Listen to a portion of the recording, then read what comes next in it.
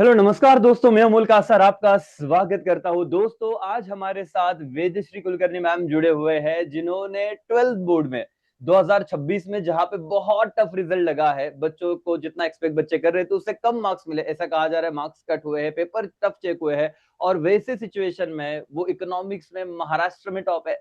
100 में से 100 मार्क्स उन्होंने लाए हैं दोस्तों, और साथ में हिंदी का भी स्कोर देख लीजिए दोस्तों। और एक बात इनके बारे में बता दूं, मैं नगर से, अहिल्या नगर से मैम है, और उनका जो रेसिडेंशियल जूनियर कॉलेज है वहां पे भी उनका फर्स्ट नंबर आया हुआ है। कोई भी ऑफलाइन क्लासेस नहीं किए थे इन्होंने।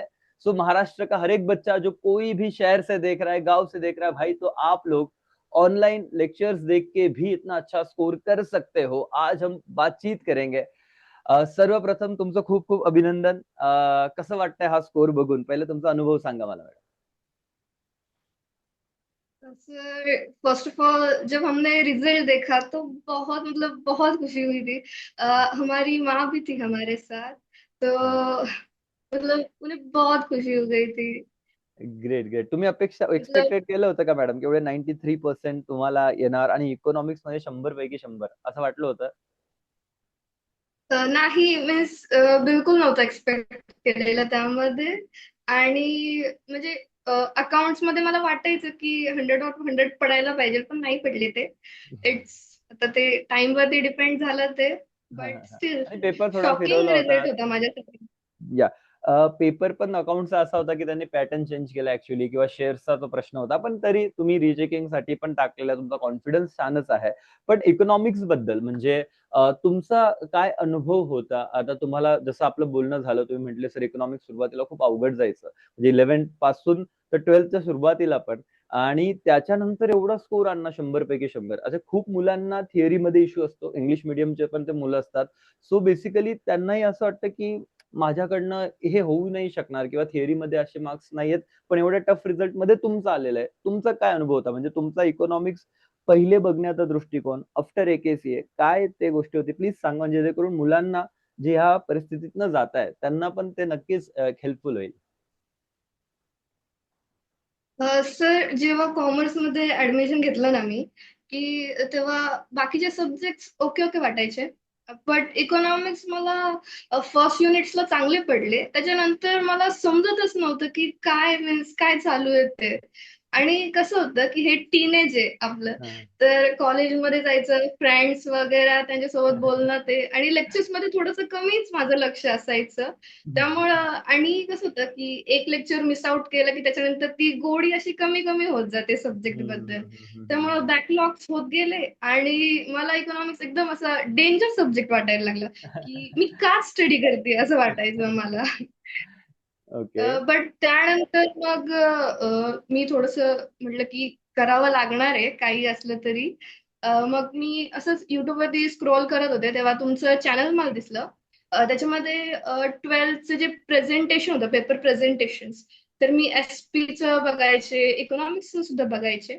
तर मग मी ते बघितलं आणि मला ते खूप आवडलं की तुम्ही एकदम पॉइंट टू पॉइंट सांगायचे की कसं प्रेझेंटेशन करायला हवं, तुम्ही कसं लिहायला हवं ते. आणि रट्टू तोता न बनता कन्सेप्च्युअल अंडरस्टँडिंग घेऊन आणि ते तसं राईट करून मीन्स मला तेव्हा ते खूप आवडलं, आणि मी ते 11thलाही ते अप्लाय केलं. आणि त्यासोबत मी ठरवलं की यांचे आपण लेक्चर सुद्धा बघूयात म्हणून. सो तर असं 12th ला आपण मी हे केलं होतं. सुरुवातीपासूनच एकेसीसी जुडल्या असालच मॅडम, तर त्याचा फायदा पण आपल्याला झाला, आणि हा रिझल्ट आपण हे कॉपी पण मागवलेली आहे सर्टिफाईड. आपण बघू, जेणेकरून ज्युनियर्सला पण तो एक फायदा होणार आहे. मी हेही बघितलंय की आजकाल असं म्हटलं जातं की जेन झी, आपल्याला मोबाईल हातात आहे आणि नेट असल्यावर आणि इंस्टाग्राम असल्यावर टाइम कुठे जातो कळत नाही. सो 12वीच्या सुरुवातीपासून, म्हणजे हे यश खूप मोठे आहे. तुम्ही कॉलेजमध्ये प्रथम आहात, अहिल्यानगरचा रेसिडेन्शियल ज्युनियर कॉलेजमध्ये, आणि हे तुम्ही पण त्याच वयोगटात आहात, किंवा त्याच एक वातावरणात आहे की जिथं डिस्ट्रॅक्शन्स आहेत, मोबाईल आहे, इन्स्टा आहे, सर्व गोष्टी आहे. तुम्ही 12th मध्ये सुरुवातीपासूनच तसा अभ्यास केला होता, की रोज 5 तास 6 तास, और मिड ऑफ द 12th की डायरेक्ट शेवटचे 2 महिने कसा काय तुमचा हा प्रवास होता?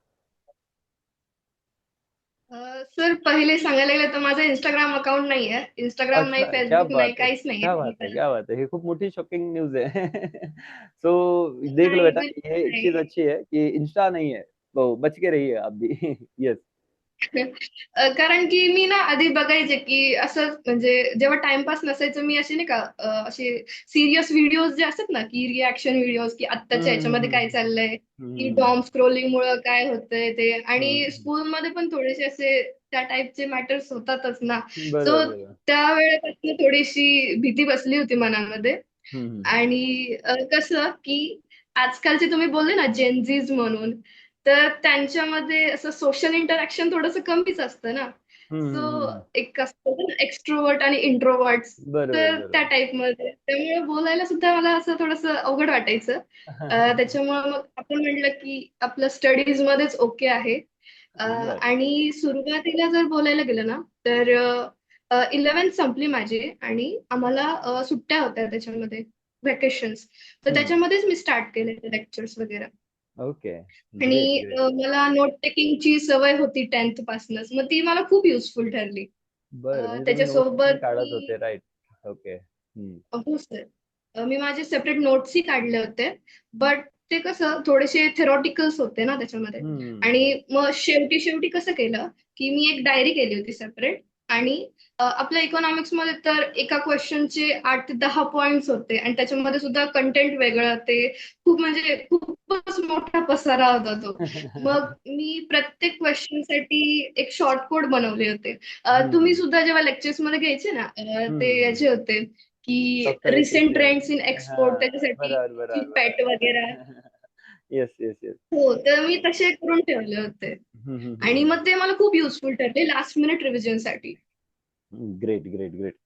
खूपच छान. आणि हिंदीमध्ये पण तुम्हाला 99 मार्क्स आहे. युजली मुलं एवढा प्रयत्नच नाही करत. म्हणजे त्यांना असं वाटतं की आपण ना की लँग्वेजेस मध्ये आमचे खूप मार्क्स जातात. इंग्लिशमध्ये तर ऑलरेडी हा पहिला पेपर सोपे, जसं तुम्ही सांगितलं, वाट लावली होती. आणि मराठी हिंदीमध्ये तर ऑलरेडी असं होतं की तिथं अपेक्षा कमीच असते, पण तरी तुम्ही त्याच्यात पण 99 मार्क्स आणलेले आहेत. सो जो कोणी ज्युनियर आता अभ्यास करतोय किंवा 12वी बोर्डात आहे, त्याला तुम्ही हिंदी हा विषय टॅकल करताना, हे बघा, बट ऑब्विस तुम्ही एकाच एजचे, एका वर्षाचा फरक आहे, पण ऍज अ स्टुडंट की तुम्ही काय स्ट्रॅटेजी युज केली की जेणेकरून 99 मार्क्स तुम्ही अचीव्ह करू शकले हिंदीमध्ये? सर फर्स्ट मी काय केलं की जे चॅप्टर्स होते चॅप्टर्स आणि पोएम्स, तर ते जेव्हा मॅम घ्यायच्या ना लेक्चर्स मध्ये तर ते हम्म. नीट ऐकून घेतले होते.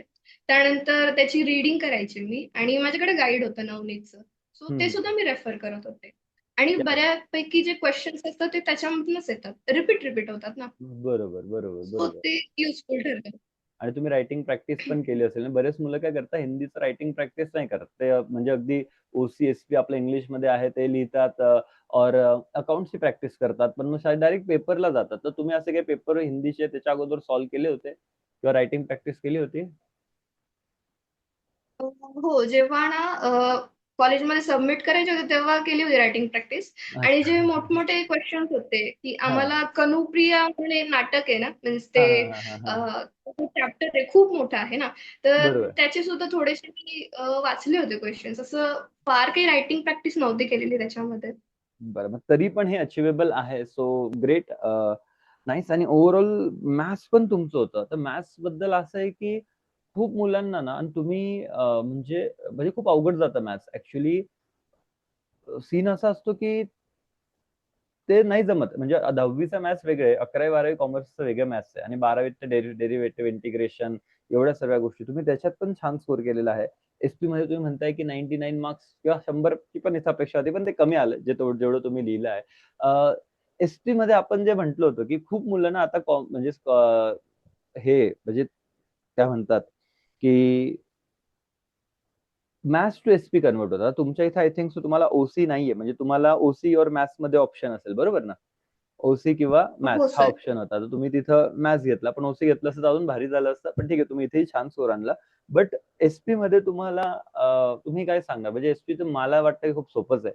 आपण लास्ट क्वेश्चन पण प्रेडिक्ट केला होता की चॅप्टर 2 मधनच येणार. मे बी हो सर. डिबेंचर, प्रेफरन्स आणि इक्विटी या 3 मधनच येतो. लेटर्स सॉर्टेड आहे, डिफरन्स सॉर्टेड आहे. तर एसपी अवघड आहे की सोपं आहे, काय वाटतं? सर 11th मध्ये ना ते चॅप्टर्स खूप मोठे होते ना, तर हा तेव्हा हा. मला अवघड वाटायचं. तरी पण नोट्स होते त्याच्याकडनंच केलं मी. हा हा. आणि नंतर जेव्हा 12th आली ना, हा. तेव्हा हो म्हणजे मॅनेजेबल वाटलं मला ते नक्कीच. बरं बरं. आणि ग्रेट. तुमचे जे रिव्हिजन लेक्चर्स होते ते सुद्धा मी करत होते ना, सो त्यामुळे छान म्हणजे कन्सेप्ट माझ्या क्लिअर झाल्या सगळ्या. आणि तेव्हा केलेलं आता मला आज सुद्धा युजफुल ठरतंय. ग्रेट. आता मला फक्त एक लास्ट जाता जाता एक विषय, की तुमचं म्हणजे आता बऱ्याचदा लोकांना बिलीव्ह होत नाही. असं वाटतं की तुम्ही खूपच ऑफलाईन असे क्लासेस वगैरे लावले असणार, खूप अभ्यास केला असेल. पण जसं आपलं ऑफ रेकॉर्ड बोलणं झालं, की तुमचे कोणतेही क्लासेस नव्हते किंवा तुम्ही कॉलेजमध्ये फर्स्ट आले. तर तुमची एक बेसिक शॉर्टमध्ये ए-के-सी-ए सोबतचं जर्नी म्हणजे तुमचं ऑफलाईन क्लास नव्हते, हे जर तुम्ही स्वतः सांगितलं, तर त्याचा जास्त मुलांना एक कळेल, की अरे हां, असं असेल. तर तुमचं ते कारण की क्लासेस तुम्ही नाही लावले, समजा ऑनलाईन अभ्यास केला, तर ते तुम्ही अचीव्ह केलं आहे. तर याच्याबद्दल काय सांगणार किंवा कॉलेजमध्ये तुम्ही फर्स्ट आहात. तर हे प्लीज सांगा तुमच्या तोंडाने. सर म्हणजे मी सुद्धा एक्सपेक्ट नव्हतं केलं की मी फर्स्ट वगैरे येईल ते. फक्त मी माझं ठरवलं होतं की जेवढा मला टाइम भेटेल तेवढं मी त्या सब्जेक्ट्सला देणार आहे. बरोबर. कारण की माझं कसं होतं की 11 ते 4 कॉलेजच असायचं. आणि बरं. मला घरूनच 10 वाजता निघावं लागायचं. त्यामुळं ओके. माझं पूर्ण दिवस कॉलेजमध्ये जायचा. आणि अच्छा. घरी येऊन सुद्धा घरातले थोडेफार कामं आणि आवरून मग अभ्यासाला बसणं. थोडा अच्छा. कमीच वेळ भेटायचा. हं. आणि क्लासेस नव्हते तर माझी थोडीशी रायटिंग प्रॅक्टिस जी होती ती थोडीफार कमीच असायची. बरं, अ, बरं. हं. तरी मीच ठरवलं होतं की करायचंच म्हणून काहीही झालं तरी. ग्रेट. आणि सोबत तुम्ही सुद्धा होते सर त्याच्यामुळं बऱ्यापैकी झालं माझं. तुमचीच मेहनत आहे. आता फायनल आहे, की आता खूप सारे ज्युनियर्स आहे जे आत्ता 12वीत येणार आणि ते त्यांच्यासाठी पण हा नवीन म्हणजे प्रत्येक वर्षी एक नवीन चॅलेंज असतो मुलांसाठी आणि मला माहिती आहे, की ही जनरेशन खूप हुशार आहे. फक्त त्यांना एक मोटिव्हेशन हवं असतं. लाइक तुम्ही आता जे केले ते बट ऑब्व्हियस खूप मुलांसाठी इन्स्पिरेशन असेल, की अरे तुम्ही करू शकतात ऑनलाईन क्लासेसच्या बेसवर फक्त, की ऑनलाईन बघून तुम्ही एवढं अचीव्ह करू शकता. टायमिंगचा इश्यू आहे. बऱ्याच मुलींचं म्हणणं असतं, की आम्हाला घरी पण काम सांगतात किंवा मग क्लास नाही अवेलेबल आहे म्हणून आम्ही मागे राहिलो. सो तुम्ही तर त्याच्यातनं पण असं करून दाखवलं, की मी सर्व गोष्टी केल्या. पण मी अभ्यास पण केला आणि त्याच्यात पण काही गोष्टी अचीव्ह करून दाखवल्या. सो आता जे ज्युनियर येताय आणि आपण ए म्हणून ना आपण खूप गोष्टी करतो. पण मुलांपर्यंत खूप लेट पोहोचतो. काही-काही मुलं लिटरली 10 डेजमध्ये भेटतात, आपल्या चॅनलवर येतात आणि मग सांगतात, "अरे सर काश आप मुझे पहले मिल गए होते." Like that. सो आपण तुम्ही जर ज्युनियर्सला ए बद्दल काही गाईड करायचं असेल, तर काय सांगणार? म्हणजे एक विद्यार्थी तुमच्याशी भेटला आहे, तो आता 11वी कॉमर्सला आहे किंवा 12वी आहे. तुम्ही टॉपर आहात कॉलेजच्या, महाराष्ट्र टॉपर आहे इकॉनॉमिक्समध्ये. तुम्ही त्यांना काय सजेस्ट कराल कॉमर्सच्या मुलाला बद्दल? अ, मी असं सजेस्ट करेल, की म्हणजे जर मी तुमचे क्लासेस लावले असते, तर माझा स्कोर आणखीनही वाढला असता. मीन्स तेव्हा ते मला थोडंसं रिअलाईज नाही झालं ते. बट स्टील मी शेवट म्हणजे काही का होईना मी तुमच्यासोबत जोडले होते. हं, हं. मी असंच सांगेल, की सर जे शिकवतायत ते आणि आपण त्यांची तीच रिव्हिजन करायला हवी. अ, माझं म्हणजे तुम्ही सांगतात ना सर, की जो टॉपिक ज्या दिवशी झाला त्याच दिवशी रिवाईज करायला हवा. त्याने हं, हं, हं. सुद्धा मीन्स हेल्पफुल ठरतं. मी तसं केलं नव्हतं आणि ते मला पस्तावा झाला त्याचा. बट आणि मी व्हॉट अबाउट मॅरेथॉन झालं म्हणजे एक्स्ट्रास? ते आता सर ते खूप युजफुल ठरले आम्हाला. हं, हं, मीन्स हं. असं वाटायचं की आपण एकटेच आहे त्याच्यामध्ये, कोणी सोबतीला नाही. बट स्टील तुम्ही लास्ट पर्यंत आमच्या सोबत होतात सर. आणि तोच म्हणजे धीर होता आम्हाला. नाही, नाही. ग्रेट बेटा तुम्ही त्याचं खूप म्हणजे छान वाटलं sir. Great. So thank you so much. तुम्ही एवढं जोडले आणि एवढं माहिती दिली. आपण बऱ्याच गोष्टी याच्यात डिस्कस केल्या. तरी अजून लास्ट मेसेज तुमच्या साइडनी काही द्यायचा असेल स्टुडंटला किंवा एखादं पॉइंट तुम्हाला असं वाटतंय की सांगावं किंवा व्हॉटएव्हर? सर एवढंच सांगेल की अ, जास्त मार्क्स भेटणं किंवा कमी मार्क्स भेटणं हेच लाईफ नसतं माझ्या मते हं. तरी. कारण की असं खूप जण बोलतात हिला जास्त मार्क आहेत ही म्हणजे की हुशारच आहे असंच आहे तसंच आहे. बट तसं नसतं त्यामागे स्ट्रगल तर करावाच लागतो प्रत्येकाला स्ट्रगल करावा लागतो. आणि असं नाही की आधीपासूनच हुशार म्हणजे सगळंच येतंय ते. हं, हं, हं. आणि मेन गोष्ट म्हणजे की आपले आपल्या पॅरेंट्सला आपल्यावरती विश्वास आहे ना, की हा करणार म्हणून. तर हं, हं. तेच खूप मोठी गोष्ट आहे माझ्यासाठी तरी. आणि आणि हं, हं. हे पण असं आहे म्हणतात की सगळं नसतं म्हणून. हम्म. नाही, असं मार्क्स सगळे नसतं असं तेच बोलतात ज्यांना खूप मार्क्स येतात. ज्यांना कमी आलं ते बिचाऱ्यांना खूप टेन्शन असतं. आता तुम्ही सांगताय बरोबर आहे, माझंही तेच बिलीव्ह आहे. सो मी पण हेच सांगेल की मार्क्स सर्व काही नसतं, पण तुमची मेहनत, इट्स ऑल अबाउट ना की हार्डवर्क. की तुम्ही महाराष्ट्र म्हणजे आता एका विषयात आपण म्हणतो की जे मुलांना कमी मार्क आले असं नाही की तुम्ही काही करू शकत नाही. आयुष्यात तो एक टाइम असतो जसं मुलांनी 3 तास पण महत्वाचे असतात की एक्झाम कशी दिली गेली, तिथं काय इन्व्हायरमेंट होतं आणि खूप जास्त चेकिंग कशी झाली वेगवेगळ्या याच्यात, काही मुलांचे मार्क्स कमी झालेले आहे व्हॉट एव्हर, म्हणजे तुमचे त्याच्यात पण चेकरनी प्रयत्न केला असेल पण तुम्ही कुठे स्कोपच नाही दिला. सो ही सर्व तुमची मेहनत आहे. सो मार्क्सवर लक्ष नाही जात, तुम्ही मेहनतीवर लक्ष दिलं पाहिजे आणि तुम्ही ते अचीव्ह पण केलेलं आहे. सो काय फिलिंग आहे पूर्ण महाराष्ट्रात इकॉनॉमिक्स मध्ये फर्स्ट तुम्ही महाराष्ट्र टॉपर आहेत, कारण की 100 पेक्षा पुढे काय आहे? तुम्ही महाराष्ट्रात ह्या सब्जेक्ट मध्ये तरी एक नंबर आहे आणि त्याच्या पुढे कोणीच नाहीये. सो काय म्हणणं आहे तुमचं? हे कसं वाटतंय की जे तर सब्जेक्ट मध्ये म्हणजे अवघड मी होतं? एक्सप्लेन नाही. येस. काय सर? जे सब्जेक्ट मध्ये असं अवघड वाटायचं आणि तोच सब्जेक्ट तुम्ही महाराष्ट्र टॉपर झाले. आणि त्याच्यात हो डिमांड सर, सप्लाय म्हणजे कर्व्ह हे ते.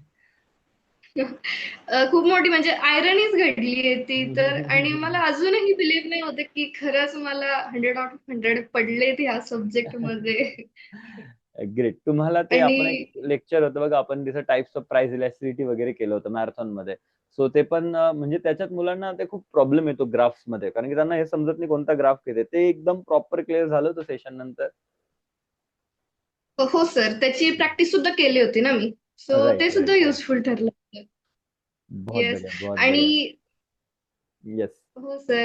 आणि मी तुमचे ना आधीचे सुद्धा इंटरव्ह्यूज बघितले आहेत. त्याच्यामध्ये तुम्ही ग्रुप स्टडीज बद्दल सुद्धा एक पॉइंट मांडला हा होता हा हा हा त्याच्यामध्ये. हा हा हा. राइट तर राइट राइट. ती मेथड सुद्धा युजफुल ठरते. म्हणजे मला एक सांगायचं होतं की एक जॅपनीज मेथड आहे हा की आपण एखादा टॉपिक जो आहे तो सपोज स्वतः लर्न केला, म्हणजे हम्म समजून घेतला, आणि आपला एखादा फ्रेंड असेल जवळचा तर त्याला समजून सांगितलं, तर ती कन्सेप्ट खूप छान प्रकारे डोक्यात राहते आपल्या. म्हणजे लक्षात सुद्धा राहते ती कन्सेप्ट. बरोबर बरोबर. आता फॉर एक्झाम्पल जी इनइलास्टिक डिमांड होती, हा हा तर हा. ती कन्सेप्ट मी एकदम छान प्रकारे समजून घेतली आणि माझ्या फ्रेंडला ती समजून सांगितली. कसं की रस्त्यावरती बसलेली म्हैस, ती जशी जागची हलत नाही तशीच आपली डिमांड असते. त्याच्यावर काहीच फरक पडत नाही इनइलास्टिक. हो, तेच. So great. तेव्हा समजवलेली कन्सेप्ट माझ्या अजूनही लक्षात आहे. सो ही गुड. मेथड खूप छान प्रकारे युजफुल ठरते. ग्रेट. चला, खूप खूप अभिनंदन तुमचं. असेच पुढे जा आयुष्यात, काही कराल तुम्ही, तुमची मेहनत आहे. तुम्ही ऑलरेडी खूप कमी रिसोर्स इकॉनॉमिक्सचा वापर तर तुम्हीच चांगल्या प्रकारे करताय की लिमिटेड रिसोर्सेस असून पण तुम्ही खूप जास्त त्याचा व्यवस्थितपणे वापर केला, चांगले मार्क आणले, कॉलेजमध्ये फर्स्ट नंबर आणला आणि आयुष्यभर ते अचिव्हमेंट असते. काही मुलांना अकाउंटमध्ये 100 पैकी 100 हवे असतात, पण एक तरी 100 मार्क्स पाहिजे असतात. तुमचे 2 आले असते, एका मार्काने हिंदी राहिलं, पण इकॉनॉमिक्स मध्ये 100 आलं. सो हे पण खूप मोठी अचिव्हमेंट आहे. तो वंस अगेन तुम्हाला खूप खूप अभिनंदन. जय मुलं आम्हाला बकता है, देख रहे हमको, सो आप यही ध्यान रखिए कि आसान है चीजें, आप लोगों को बस मेहनत करनी है और सच्चे दिल से करनी है. जितनी चीजें हम कहेंगे, जितना मतलब जितने लेक्चर्स हम ले रहे हैं, मतलब ऑब्जेक्टिव वाइज सेशन हो, क्वेश्चन वाइज लेक्चर हो, मैराथन हो, बहुत सारी चीजें आने वाली है, बट आप देखिए, उसे फॉलो कीजिए, ट्रस्ट कीजिए. अजून एक विषय असा होता ना की काही मुलांचे कमेंट आले की सर आम्ही ना ऍक्च्युली की खूप काय म्हणतात त्याला की म्हणजे लेक्चर बघितले तुमचे, पण नंतर आम्हाला असं वाटलं की तुम्ही सांगताय पण नाही आलं तर काय. सो त्यांनी विश्वास नाही ठेवला आणि मग ते पेपरला गेले आणि नंतर त्यांना असं रिग्रेट झालं की अरे कदाचित विश्वास ठेवला होता, कारण की आपण बरेच पास्ट पेपर अनालिसिस करून सांगत होतो की हे क्वेश्चन येऊ शकतात. आपण तर पूर्ण केलंच आहे कन्सेप्च्युअली, पण लास्ट मिनिटला हे करा. पण ते मुलं नाही करत का, कारण की ते युट्यूबवर नवीन असतात, त्यांना आपला कनेक्शन नसतो की त्यांना तो कोण युट्यूबर आहे, काहीतरी बोलत असेल. सो ते फॉलो करणं गरजेचं आहे की नाही आहे?